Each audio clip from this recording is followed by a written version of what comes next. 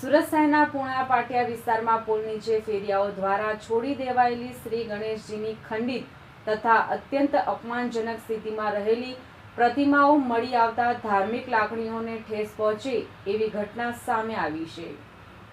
ધૂળ, માટી અને અશુદ્ધ સ્થળે રચડતી હાલતમાં રહેલી આ પ્રતિમાઓની જાણ થતાં ઉધના વિસ્તાર સ્થિત સાંસ્કૃતિક રક્ષા સમિતિ સંચાલિત શ્રી માધવ ગૌશાળાના ગૌસેવકો તાત્કાલિક ઘટના સ્થળે પહોંચ્યા।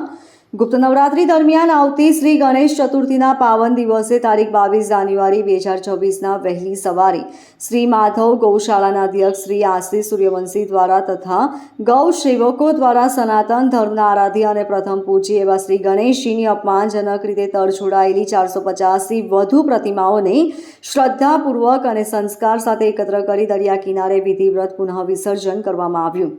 આ પ્રસંગે અધ્યક્ષ શ્રી આશીષ સૂર્યવંશીએ જણાવ્યું કે શ્રી ગણેશજી કરોડો લોકોની આશાનું પ્રતીક છે અને તેમની પ્રતિમા સાથે આવું વર્તન કરવું અતિ દુઃખદ અને નિંદનીય છે। ધર્મની લાગણી દુભાવતી આવી ઘટનાઓ સામે સમાજે એકત્ર થઈ અવાજ ઉઠાવવાની જરૂર છે।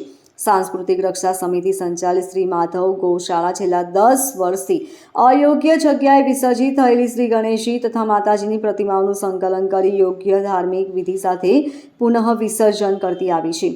સમિતિ દ્વારા નાગરિકોને અપીલ કરવામાં આવી છે કે ધર્મ અપમાન સામે જાગૃત બની અવાજ ઉઠાવે તેમજ પ્રશાસનને વિનંતી છે કે ભગવાનની પવિત્ર પ્રતિમાઓને રચડતી હાલતમાં મૂકી દેનારા ફેરિયાઓ સામે કડક કાર્યવાહી કરે તથા પીઓપી મૂર્તિઓ પર પૂર્ણ પ્રતિબંધ લાગુ કરે।